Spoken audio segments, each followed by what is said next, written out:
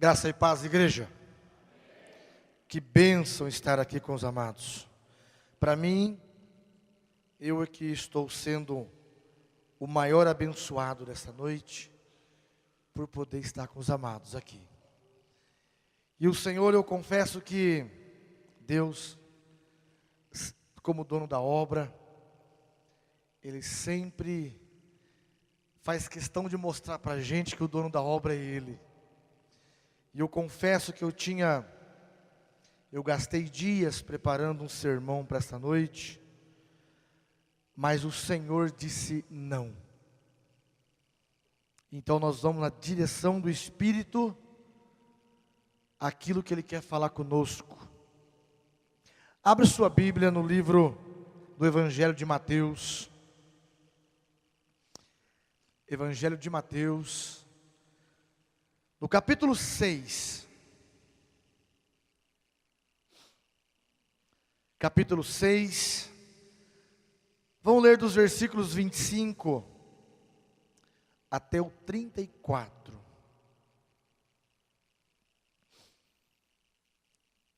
Mateus 6, 35, aliás, 25 até o 34. Todos acharam? Vamos em reverência à palavra do Senhor ficar em pé, amados. Diz assim o texto da palavra do Senhor: Por isso vos digo, não andeis ansiosos pela vossa vida, quanto ao que haveis de comer ou de beber, nem pelo vosso corpo, quanto ao que haveis de vestir. Não é a vida mais do que o alimento, e o corpo mais do que as vestes? Observai as aves do céu, não semeiam, nem colhem, nem ajuntam em celeiros, contudo o vosso Pai Celeste as sustenta. Porventura, não valeis vós muito mais do que as aves? Qual de vós, por ansioso que esteja, pode acrescentar um côvado na sua vida? E por que andais ansiosos? Quanto ao que vestir? Considerai como crescem os lírios do campo. Eles não trabalham, nem fiam. Eu contudo vos afirmo que nem Salomão, em toda a sua glória, se vestiu como qualquer deles. Ora, se Deus veste assim a erva do campo, que hoje existe e amanhã é lançada no forno, quanto mais a vós outros, homens de pequena fé. Portanto, não vos inquieteis dizendo: que comeremos, que beberemos, ou com que nos vestiremos? Porque os gentios é que se preocupam com todas essas coisas, pois vosso Pai Celeste sabe que necessitais de todas elas. Buscai em primeiro lugar o seu reino e a sua justiça, e todas as coisas vos serão acrescentadas. Portanto, não vos inquieteis com o dia de amanhã, pois o amanhã trará os seus cuidados, basta ao dia o seu próprio mal. Pai querido, fala conosco, instrui-nos nesta noite, e permita, Pai, que para a glória do seu nome, a igreja do Senhor, assim como eu fui abençoado com esta palavra, abençoa também a igreja. E permita, Pai, que o Espírito Santo encontre corações abertos, preparados para receber a admoestação do Senhor. E nesta noite a igreja seja abençoada para abençoar no dia de amanhã. Faz isso, Pai, em nome de Jesus. Amém. Obrigado, podeis assentar, amados, em nome de Jesus. Jesus aqui, amados, estava falando aos seus discípulos, Ele estava ensinando os seus discípulos, e Ele trouxe à tona um problema que assola o ser humano. Dizem que ansiedade e depressão é a doença do século. Eu vou mais fundo. E falo que ansiedade e depressão é a doença dos séculos. Porque nos dias de Jesus estava lá esse problema. Essa é a razão que Jesus trouxe essa admoestação para os irmãos. Esta é a razão que Jesus teve a necessidade de chamar os discípulos para que se assentasse e ouvisse dele as instruções do Mestre. E agora, amados, nós aprendemos que a ansiedade procede de uma única coisa. A ansiedade, sabemos que no mundo físico, ela acontece por uma disfunção no sistema nervoso, que somando com uma disfunção no sistema psicológico e neurológico, isso causa um transtorno terrível. Nós sabemos que a medicina prova por A mais B, que ansiedade e depressão é uma doença. Alguns evangélicos vão para o extremo e demoniza tudo. Tudo é demônio. Vamos fazer uma fila aqui para exorcizar os irmãos. Sal grosso, pimenta, pimenta não, mas alguma coisa vamos jogar nos irmãos para libertar os irmãos disso. Mas nós, graças a Deus, temos do Espírito Santo o equilíbrio para entender o que é demônio e entender o que é doença. Nós sabemos que tanto demônio como doença, ambos nos causam mal. Não é verdade? Nenhuma doença vem para o bem, e nenhum demônio traz bem também. Queridos, esta noite o Senhor me dá esta palavra, para dizer, e para afirmar para os irmãos, que tudo começa pelo físico mesmo. Mas a Bíblia diz que Satanás, ele anda ao nosso redor, buscando uma brecha. E quando ele observa em nós, algo do gênero, ali ele vai entrar. E aquilo que era físico, psicológico, passa a ser um problema espiritual. E aí o problema fica mais profundo. O problema se agrava. Porque antes o médico diagnosticava e dava o remédio. Algo melhorava, mas agora não. Toma-se o remédio. Nos tornamos escravos de remédio. Mas os resultados não são tão satisfatórios assim. Por que será? Nós aprendemos, amados, que através da palavra de Deus, Jesus disse que, e conhecereis a verdade vos libertará. E sabemos que essa libertação, tanto é do pecado, da herança do pecado, uma dívida que nos levaria para o inferno. A primeira libertação acontece aí. E essa libertação acontece no Espírito. E vem de dentro para fora, trazendo os benefícios da graça de Cristo. Eu costumo dizer que os milagres não são para ninguém, a não ser para a igreja de Jesus. Infelizmente, tem se ensinado e tem se ministrado milagres para pessoas que não são salvas. E elas obtêm o milagre e vão embora. E não glorificam o nome de Jesus. Nos dias de Jesus aconteceu também. 10 leprosos foram curados, mas somente um glorificou o Senhor. Por isso a nossa igreja não enfatiza curas. Nós cremos que tudo é consequência de uma vida com Deus. Tudo é o resultado de um buscar profundo do entendimento da palavra de Deus. E se eu sou salvo, eu sou filho, eu sou herdeiro da graça e de todos os milagres e de todas as bênçãos que Deus tem para mim. Aí está no lugar certo. Sabe por quê, queridos? Porque quando o salvo é abençoado, ele glorifica o Senhor. Ele testemunha o Senhor. O testemunho do salvo converte pessoas. Eu gosto de falar que o testemunho de uma pessoa, o testemunho de uma testemunha ocular. Amados, aconteceu comigo e na minha vida Deus fez isso. Isto é maior do que muitas pregações. A pregação pode ser um discurso vazio, dependendo de quem vem, mas o testemunho, vai visitar a ala do câncer, numa clínica, chega lá, diz para a pessoa: olha, eu estive, como está você? Mas Jesus me curou. Isso é uma injeção de ânimo que dá naquele doente.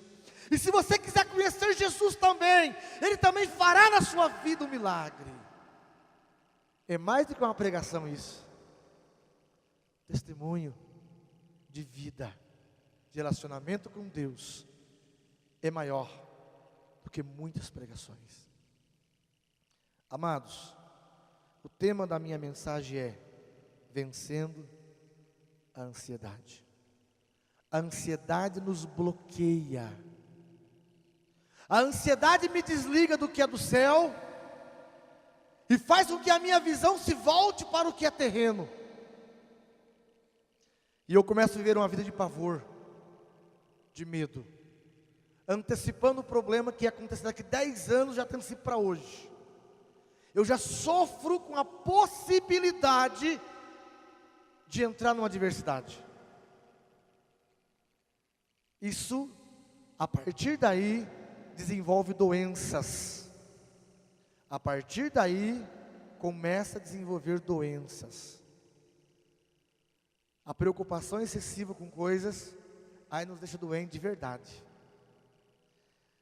A medicina tem corrido de um lugar para o outro. Eu vejo médicos se especializando, cada dia mais, hospitais, clínicas se especializando, para, de uma forma preventiva, tratar a ansiedade, antes que ela gere muitas doenças.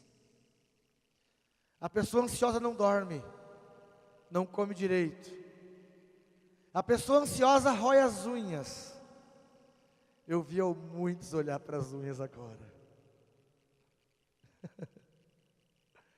A pessoa ansiosa, ela é inquieta. Ela não tem paz, controle total do espírito na vida dela. Alguma coisa ainda lhe falta para me colocar no porto seguro, e mesmo com o mar revolto, eu ter a consciência: o mestre está no barco, e ele vai se levantar, ele vai repreender os ventos, ele vai repreender o mar, e tudo continuará em bonança. A convicção que você está no barco certo, esse é o problema, queridos. Está no barco certo, Jesus está no seu barco. O barco que você está, Jesus está nele. Eu não estou perguntando se você é da Igreja Batista. Isso não significa ser crente. Nós temos uma denominação que amamos e zelamos por ela, mas nós entendemos que o fato de sermos batistas independentes, isto não nos leva para o céu. O que nos leva para o céu é uma vida com Deus. O que nos leva para o céu é a certeza de que Jesus está no meu barco. E nós nos reunimos então em comunhão, e nós comungamos a mesma fé, e através de nós Jesus repreende os mares. Observa, queridos, que a ansiedade já era um problema lá nos dias de Salomão. E Salomão escreve, olha Provérbios 12, 25 comigo. Provérbios 12, 25, você pode olhar aqui na tela, vai estar ali para você ler comigo. Diz assim, vamos ler o 25 e 26. A ansiedade no coração deixa o homem abatido, mas uma boa palavra o alegra. É por isso que somos uma igreja de Jesus. A vida em cada um de nós. E nós precisamos andar em harmonia, andar em aliança, andarmos num corpo, ligados a um corpo. Porque haverá dias que eu, como ser humano, seria atingido por um problema. E aí eu me aproximo de você, meu irmão, e o Senhor usa você para me fortalecer. O apóstolo Paulo, Houve um dia que o apóstolo Paulo estava terrivelmente depressivo. Quando ele fala, chegando eu da Macedônia, estava por fora com tremor, por dentro eu tinha horror, mas Deus mandou Tito para refrigerar o meu espírito. É por isso que precisamos andar juntos com alguém, aliançados, porque haverá dias que eu serei atingido e eu preciso de ajuda. E no versículo 26, ele fala assim: o justo é mais excelente do que o seu próximo, mas o caminho dos ímpios faz errar. Uma coisa é você ser justo e ser atingido por uma adversidade. Outra coisa é você estar longe de Jesus e ser atingido por uma adversidade. A sensação de que a adversidade não foi embora, ela está próxima e vai voltar a qualquer momento. Isso significa ansiedade. Em outras palavras, medo. O medo bloqueia. Um coração ansioso antecipa problemas. Um coração ansioso, ele é incapaz de crer de fato que todo o controle está nas mãos do Mestre. Aqueles discípulos naquele barco, no mar da Galileia, poderiam sair correndo, mas sair do barco correndo é complicado, vão morrer. Poderiam ficar no barco, mas ficar no barco vai naufragar.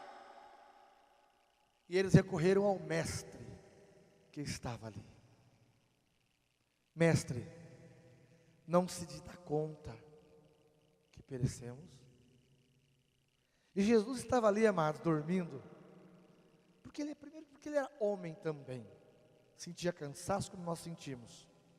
Em segundo lugar, é porque ele tinha convicção que a qualquer momento ele tinha a resposta, ele tinha o domínio, ele tinha o controle. Então logo ele se desperta, ele se coloca em pé e diz: mar, aquieta-te. Há muitos corações atribulados, ansiosos, perplexos. O que está faltando é despertar o Mestre que está dentro dele. Então logo o Mestre entrar em ação, ele dirá: adversidade, aquieta-te. Temos que ter convicção disso, amados, senão perdemos a razão de sermos crentes. Ser crente é tão relativo. Eu posso crer em tantas coisas, eu posso crer de várias formas, eu posso crer baseado nos meus achômetros. Ser crente é complicado. O que eu preciso é ter uma convicção, que eu creio é naquele que pode resolver todas as coisas. E eu tenho que entender, amados, que se Jesus resolver, amém. Se Ele não resolver, eu não posso resolver. O ser humano tem problema com esse negócio de limitação. Quando nós descobrimos que há uma limitação em nós, parece que cai a casa. Quando nós descobrimos que nós não podemos, é como se fosse algo terrível. O salmista, no Salmo 127, ele diz assim: se o Senhor não edificar a casa, em vão é os que a edificam. Eu tenho que entender, amados, se o Senhor é comigo, e o Senhor tem esta bênção para mim, então ela virá nas minhas mãos. Mas se Ele não tem essa bênção não virá nas minhas mãos, e eu não dependo desta bênção. Eu tenho que entender que eu preciso ter o que Deus tem para mim. Eu queria ser advogado, virei pastor, fui militar, de militar virei caminhoneiro, tudo a ver, né? Militar, caminhoneiro, advogado, pastor. Agora um projeto de psicanalista. Acho que isso eu vou conseguir terminar. Eu preciso estar onde o Senhor quer que eu esteja.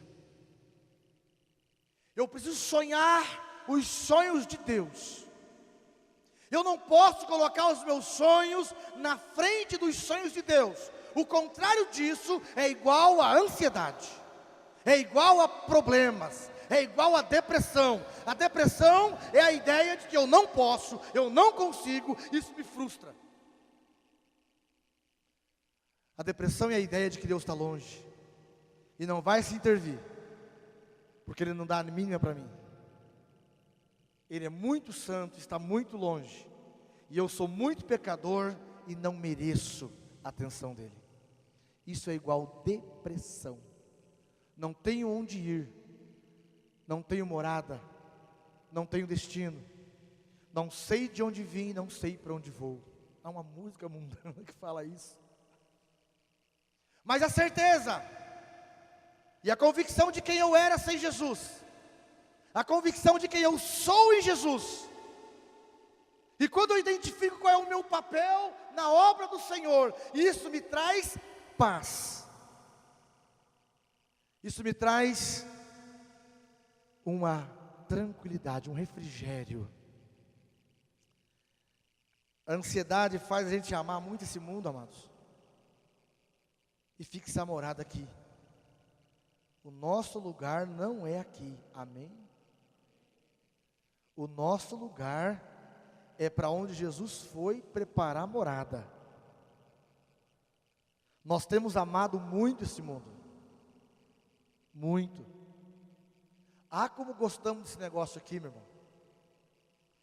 Eu já estou preocupado com a faculdade que os meus netos vão fazer. Eu já estou preocupado com que curso meu filho vai se formar. Eu já estou preocupado se o meu filho, quando casar, vai ter apartamento ou casa. Eu já estou preocupado com o amanhã. Eu já estou preocupado com o que Deus pode fazer ou pode não fazer daqui 10 anos. Mas a palavra nos ensina no versículo que nós temos no texto: a cada dia basta o seu próprio mal. O que será, será. O que for para acontecer, vai acontecer. Se eu cair num abismo, lá o Senhor está comigo e de lá Ele me tira. E tem mais uma coisa: se Deus permitir que eu caia num abismo, é para que eu aprenda alguma coisa, me relacione com Ele, a ponto de Ele se manifestar na minha vida, se materializar em mim e me tirar de lá. Qualquer circunstância é para que eu me aproxime de Deus. De qualquer forma, de qualquer lado, todas as coisas cooperam para o bem daqueles que amam a Deus. E nós amamos a Deus, amém? Então nós vamos conseguir glorificar a Deus quando batermos o carro, amém? Pastor, bate nessa boca, dá 3 batidinhas na mesa, anula isso, pastor. Simpatia de crente, já viu isso? Isso é pecado, simpatia. Queridos, não importa o que vai acontecer. Não importa se amanhã eu estiver bem ou mal, eu estou indo para o céu. O tamanho da convicção do céu na minha vida faz diferença. Nem a fome, nem a morte, nem a nudez me separa do amor de Cristo. Eu me lembro quando eu era caminhoneiro, vindo do Mato Grosso, muitos dias fora de casa. Era um caminhão novinho, primeira viagem. Um caminhão com tudo que você imagina de conforto. Mas eu estava em depressão. Eu tive depressão. Eu sei o que é depressão. Encostei o caminhão no posto da base em Campo Grande, Mato Grosso. Abri a porta e fiquei chorando sobre o volante, dizendo: Deus, ou o Senhor me tira desse negócio, ou o Senhor me mata. Já era o 9º ano que eu estava na estrada, via minha família cada 60 dias. E se chegava em casa de manhã, tinha que viajar no mesmo dia, para mais 60 dias fora. Mas de repente eu escutei alguém cantando uma música. Um caminhão encostou do lado. Era um caminhão muito, mas muito feio. Era muito velho aquele caminhão. Era um Fenemê. Se alguém conhece, sabe o que eu estou falando. Era tão enferrujado o caminhão que tinha um buraco na porta que dava para ver o pé do motorista. Carregado de carvão. É uma carga muito alta. Aquele homem só de bermuda, sem camisa. Ele era um homem branco, mas ele estava da cor da minha pasta ali. De tanto carvão, até no olho. Estava carregando aquele caminhão de carvão. E ele estava cantando uma música, e a música dizia assim: a fome, a morte ou a nudez, eu sei que nada me separa do amor de Deus. Só não era desafinado assim que ele cantava. Aquilo foi um soco na minha cara. Eu com um caminhão novinho, um bom patrão, um bom salário, depressivo, pedindo a morte. Aquele homem, daquela situação, mas feliz. Qual é a diferença? O mesmo pai que ele tem é o que eu tenho. Eu só não estou me alimentando da forma que ele está se alimentando. A diferença é essa. O meu coração tem aquilo que eu alimento ele para ter.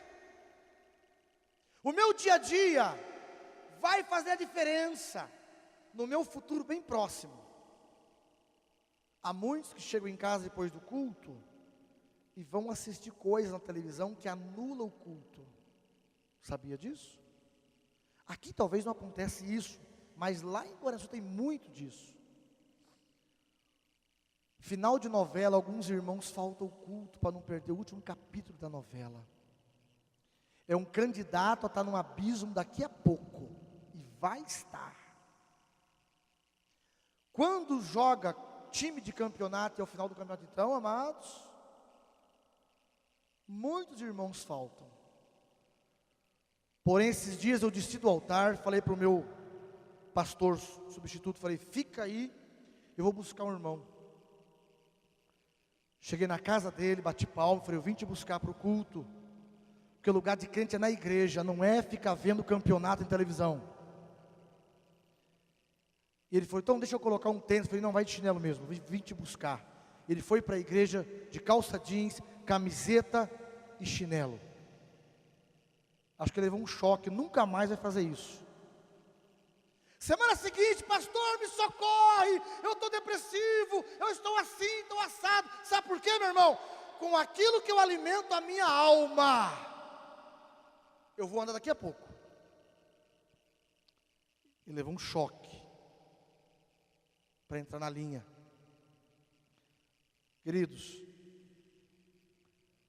a pessoa cai em ciladas porque ela não se alimenta da palavra de Deus.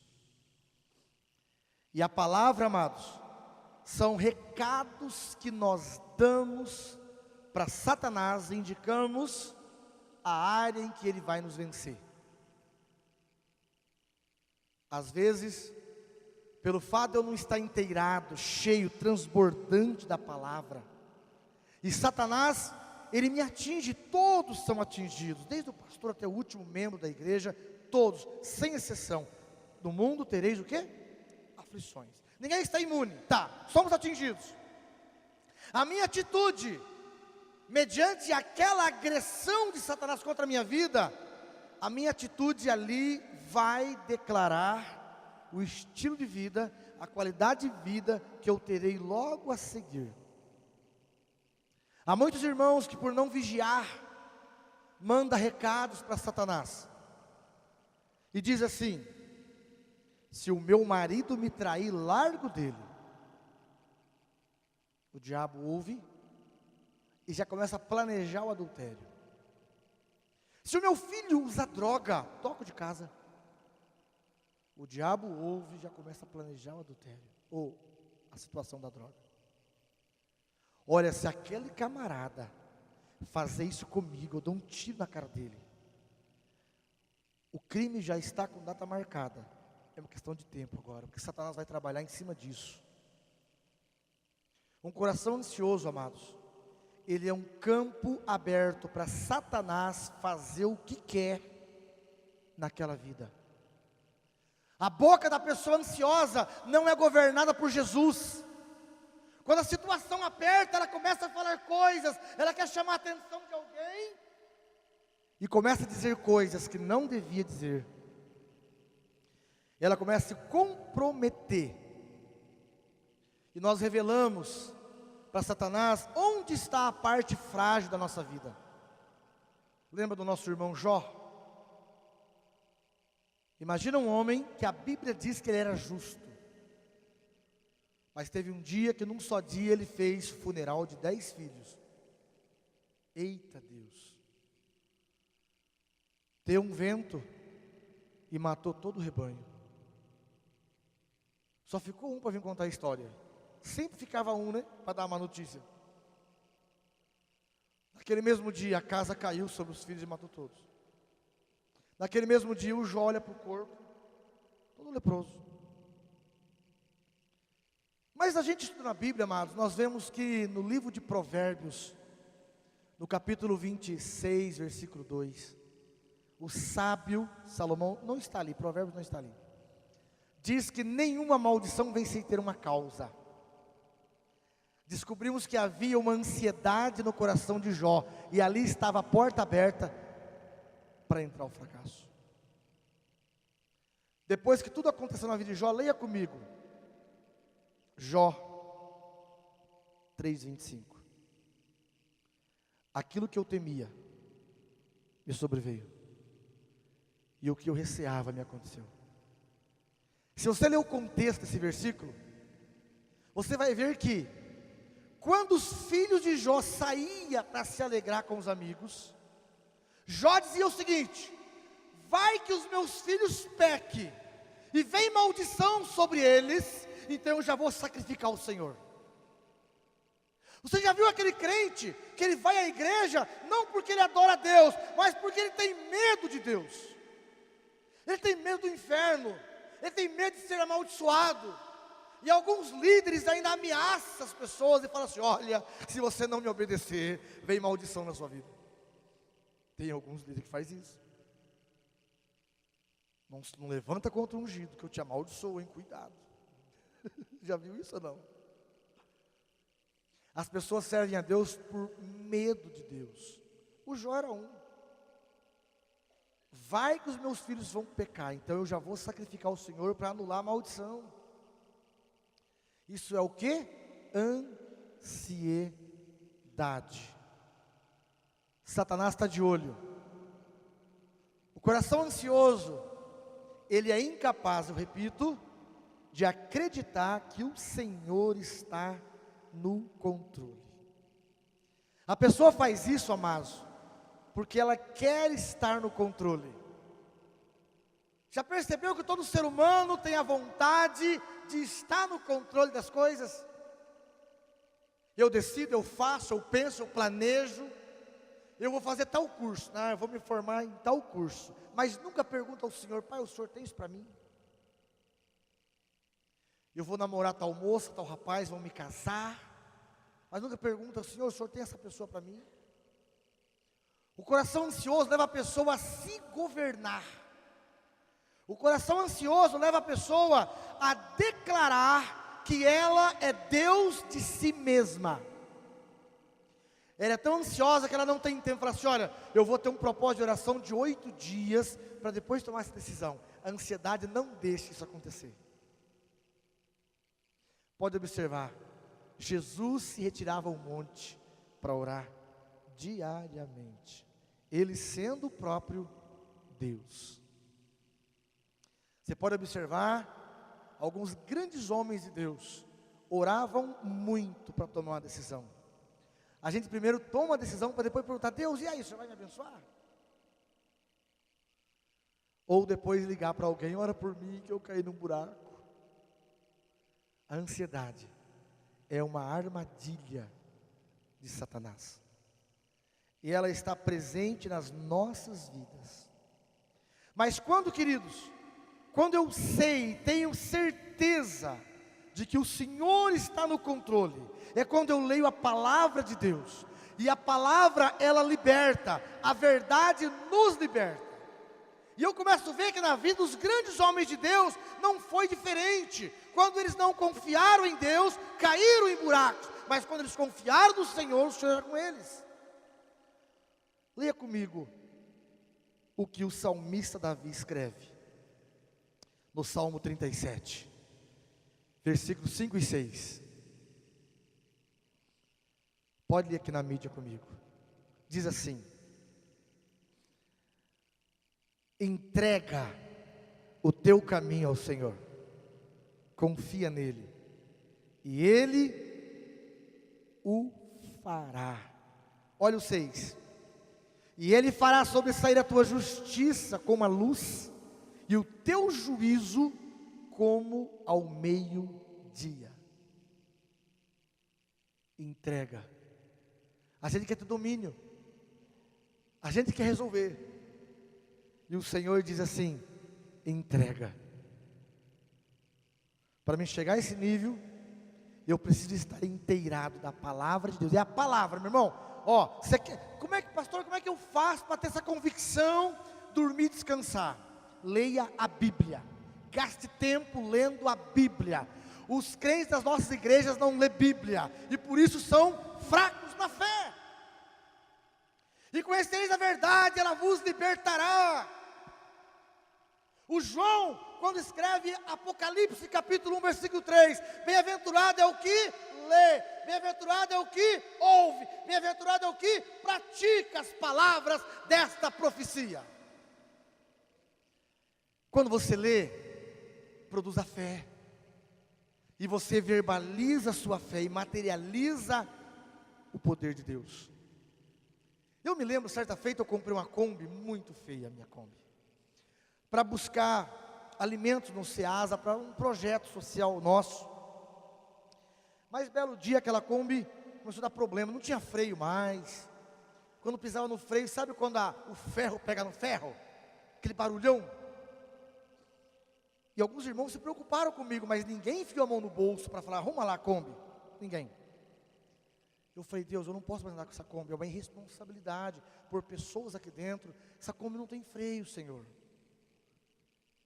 Mas nada melhor do que um propósito de oração das 3 às 7 da manhã por uma semana. Não é reclamar para as pessoas, não é pegar esse telefone e ligar para todos os membros chorando as pitangas e pedindo misericórdia. Não, busque o Senhor. O Senhor sim pode usar pessoas. Não sou eu que vou atrair pessoas para me ajudar, é o Senhor. E terminou meu propósito de oração, eu falei: amanhã cedo eu irei à oficina e mandarei arrumar esta Kombi. Chegando lá, na hora de fazer o cadastro: o senhor vai pagar à vista? Eu disse: à vista. Cheque? Não, dinheiro. Eu não tinha uma moeda no bolso. Ou Deus é comigo ou Ele não é. O problema, meu irmão, que a Kombi é o seguinte: se tem algum mecânico aí, vai concordar comigo. Para você trocar o rolamento do cubo, não, aliás, para você trocar lá o freio, você tem que desmontar o cubo.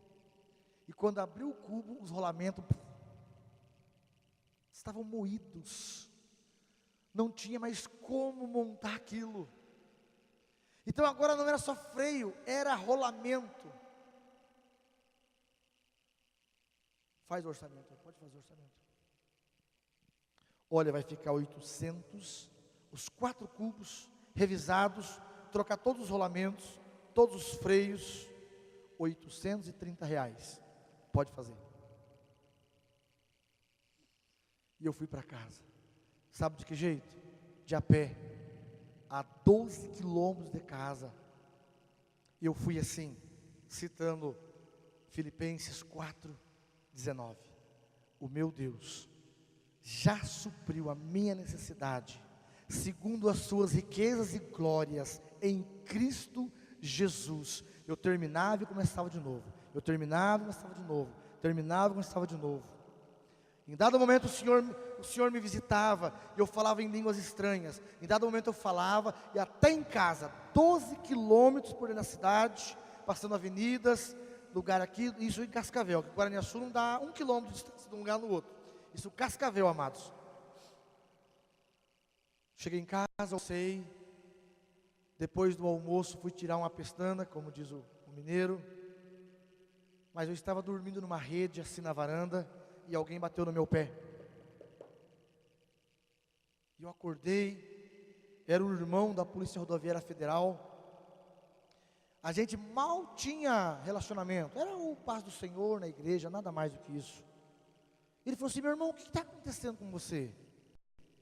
Eu falei: nada, está tudo bem? Eu falei: sim. Ele falou: eu tirei serviço à noite, acordar a noite toda, atendendo um acidente. Cheguei em casa, eu não durmo. Eu fecho o olho para dormir, eu vejo você na minha frente. O que está acontecendo? E eu orei, repreendi isso. Mas de repente eu voltei a dormir. E o Senhor disse: vai, socorre o meu servo. Eu vim aqui, o que você precisa? Eu disse assim: eu não preciso de nada, está tudo bem. Porque se é Deus que mandou, meu irmão, Deus mandou, não tem dúvida. Ele não vai embora sem me abençoar. É Deus que mandou e acabou. Ele falou: olha, eu pensei numa quantia. Você não fica bravo se eu te dar. É Deus que mandou, me dá aqui, meu irmão. Ele colocou na minha mão, eu nem olhei, coloquei no bolso, abracei, abençoei ele, e ele foi embora.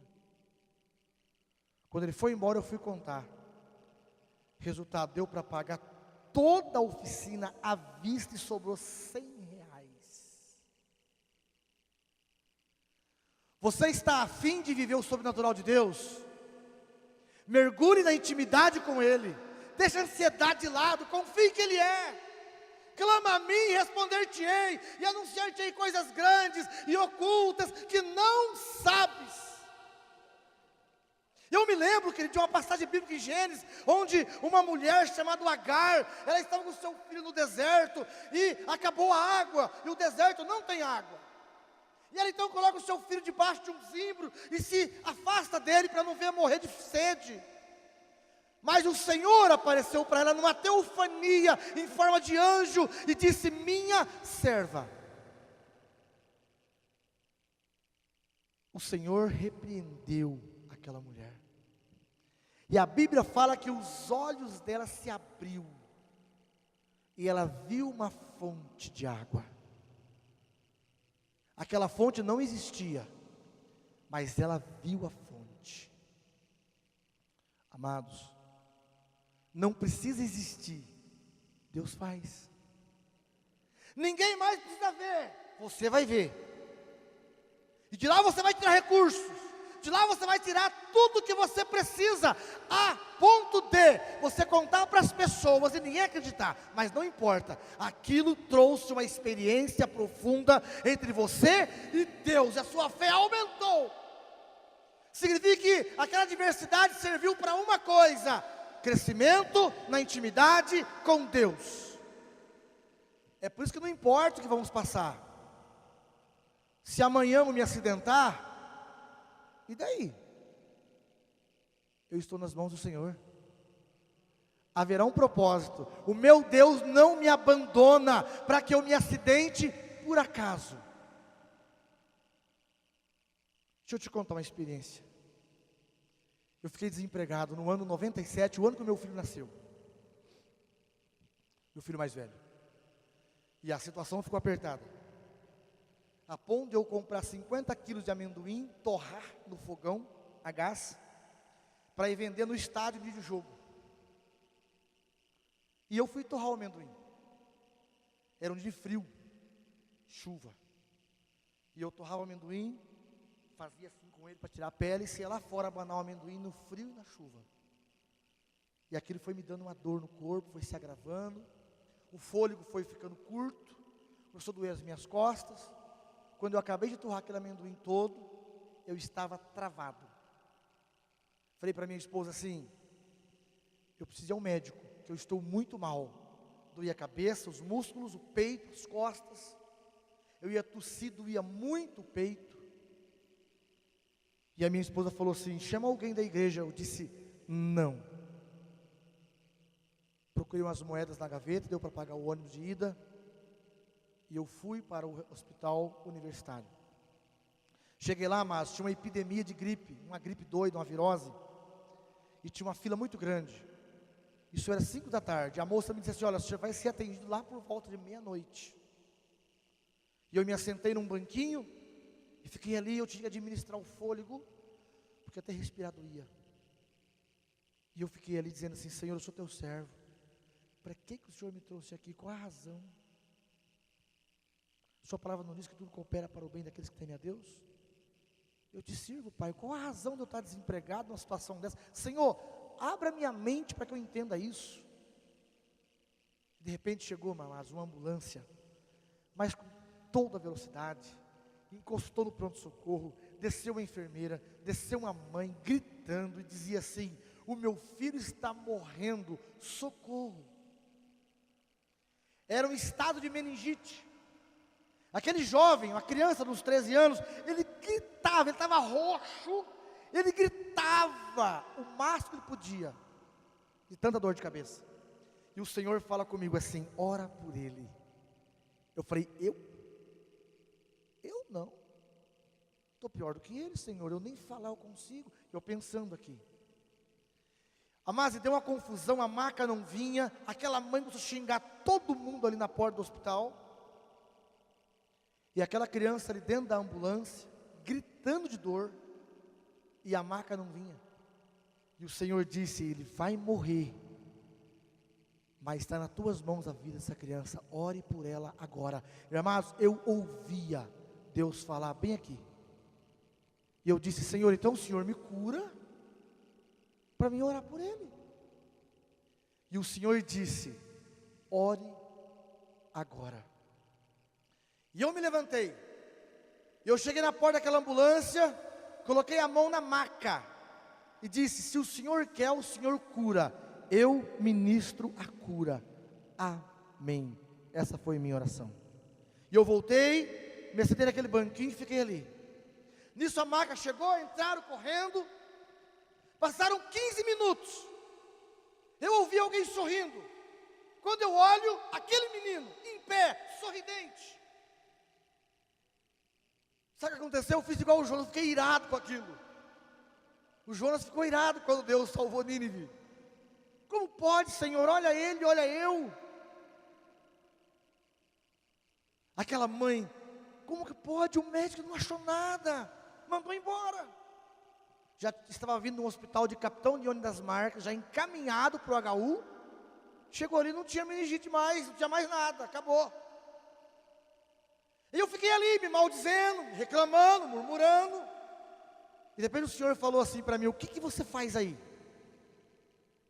O Senhor não está vendo que eu estou doente? De repente eu fiz assim, ó. Não doeu nada. Eu fiquei em pé.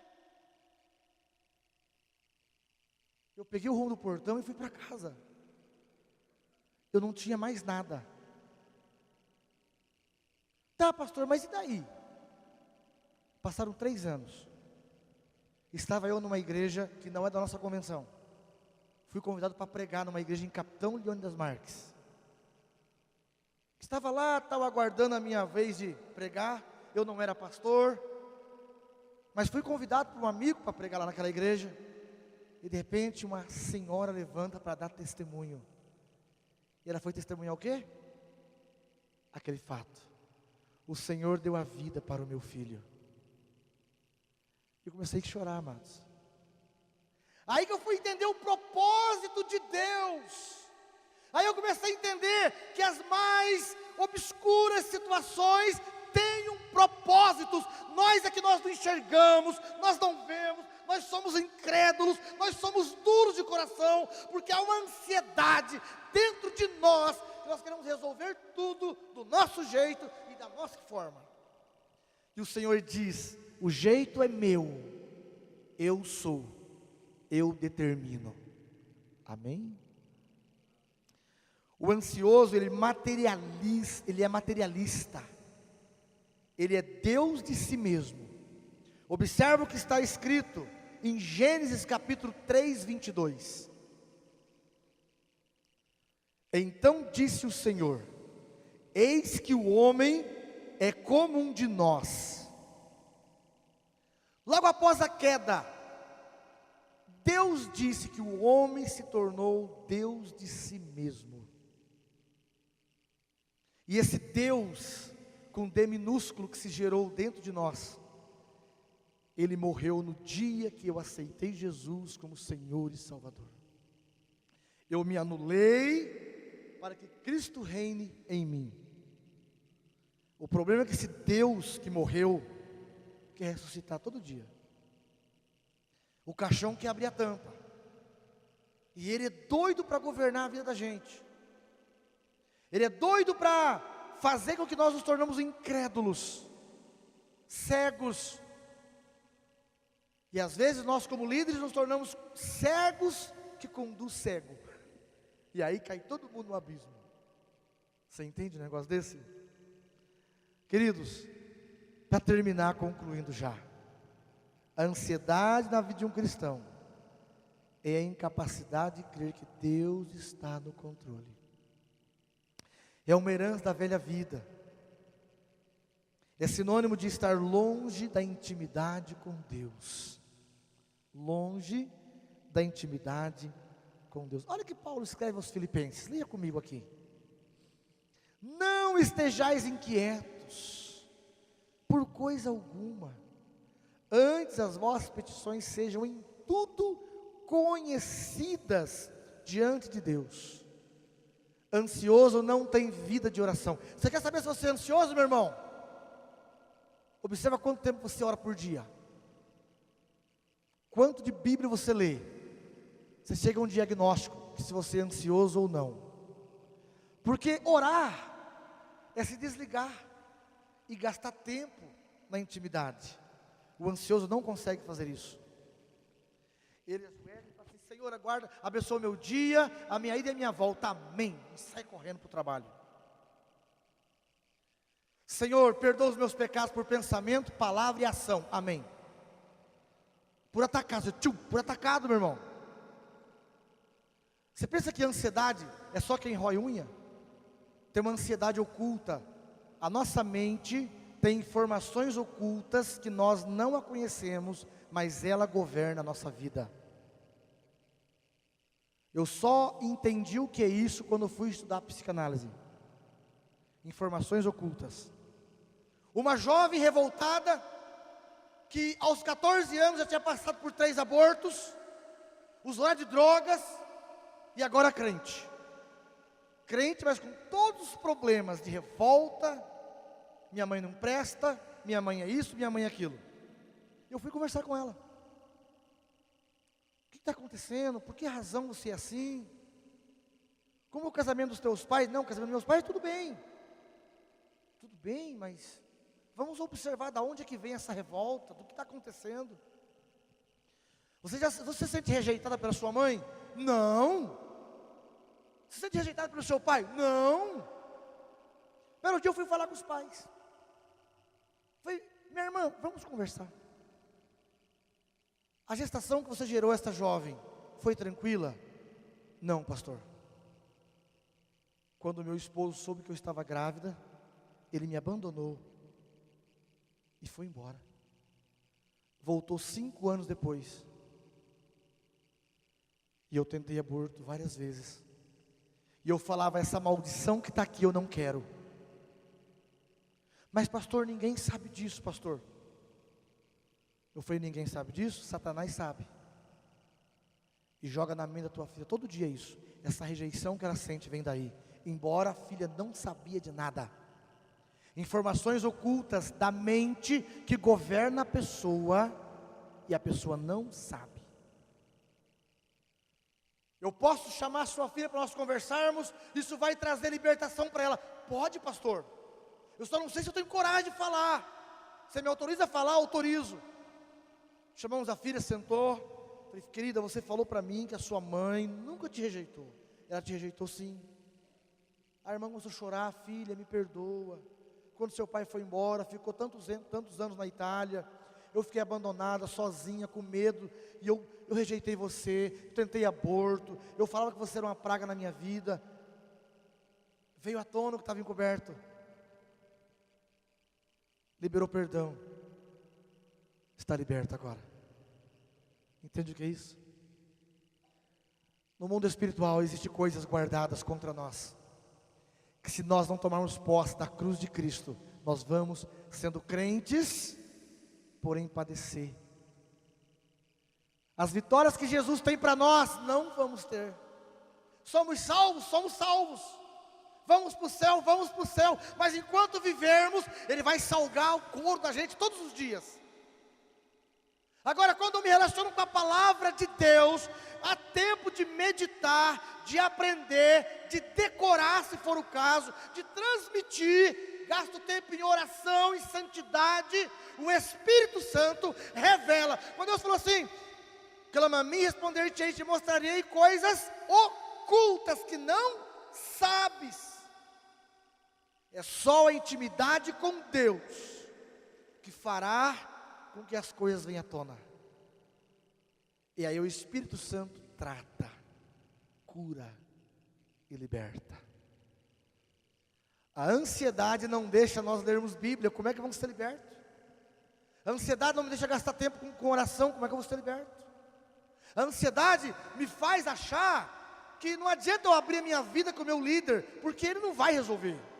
Todos têm problema, eu também tenho. Amados, olha o versículo 7 desse mesmo texto. E a paz de Deus, que excede todo o entendimento, guardará os vossos corações e os vossos sentimentos em Cristo Jesus. O nosso sentimento nos trai às vezes. Eu até planejo amar, mas daqui a pouco eu trato mal, não é verdade? É por isso que a Bíblia, o escritor aos Hebreus fala que a palavra é como espada que corta dos dois lados. Ela entra dividindo juntas, apta a revelar a intenção do coração. Tem coisa aqui dentro que eu não sei, eu não conheço. Quer ver um exemplo? Eu, quando dava instrução para os soldados no quartel, eu falava assim, olha, não reaja a assalto. O assaltante chegou, meu irmão, entrega tudo. Sabe o que aconteceu comigo? Eu já reagi 3 assaltos. Eu não me conhecia. Eu sei ensinar, mas pôr em prática é outra história. Na hora que a adrenalina sobe, nós não nos conhecemos. Sabemos disso. Os presídios estão cheios de pessoas que por causa de 30 segundos fez uma besteira e estão lá presos. Como que eu fiz isso, pastor? No seu coração há coisas que você não conhece, que você não identifica, mas elas governam a tua vida e vai te levar no precipício. Quando eu anulo a ansiedade, eu me rendo aos pés da cruz, e eu gasto tempo, e Jesus revela quem eu sou, e eu vou para o pé da cruz e falo, Pai, eu não quero ser assim, lava-me, transforma-me, e a partir daí eu sou governado pelo Espírito Santo. Caso contrário, eu vou ensinar, não reaja ao assalto, mas eu vou reagir. Caso contrário, eu vou aconselhar o casal, irmão, ame sua esposa, mas em casa eu sou um cavalo. O homem de si mesmo é o maior hipócrita que você possa imaginar. O homem de si mesmo, ele é miserável, pobre, cego e nu. É o Senhor que nos transforma. É o Senhor que nos transforma. Eu quero deixar essa palavra ao seu coração. Desafiar você a gastar tempo com Jesus. Você veio à igreja hoje, o pastor convidou você para vir orar terça-feira, mas meu irmão, de hoje até terça-feira é muito tempo. Fica sem comer até terça-feira para você ver como é que vai estar teu físico. Se você não orar, não gasta tempo com Deus, você vai estar só um bagaço terça-feira à noite. Amados, nós precisamos ter relacionamento com Deus. Ele vai abrir nossa mente, Ele vai dar a mente de Cristo para nós. Ninguém vai nos enrolar. Quando Satanás se aproximar, nós já vamos detectar ele de longe. Vamos repreendê-lo em nome de Jesus. Tem muito crente que marca a bobeira e cai em abismo. E como membro do corpo, quando um crente cai no abismo, toda a igreja sofre. O reino do Senhor perde. Amém, queridos? Gaste tempo em oração. Só com aquilo que edifica, meu irmão. Que tipo de música que você ouve no seu carro? Edifica? Se não edifica, joga fora. Se alguém perguntar para mim se é pecado ouvir aquela musiquinha no Ranchinho Pé de Serra, não é pecado.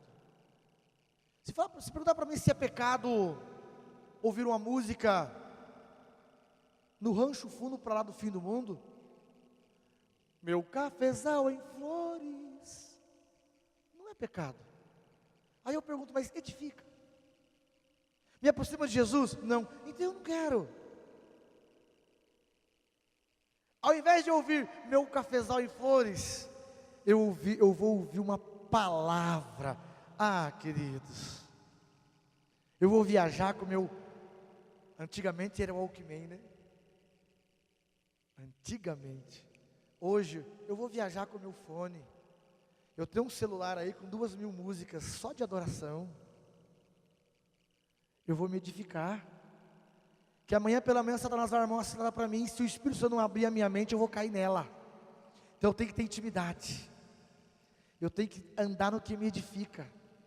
Senão eu sou o mais miserável dos homens, com uma placa de crente na minha testa ainda. Amém, queridos? Fica em pé, igreja, em nome de Jesus.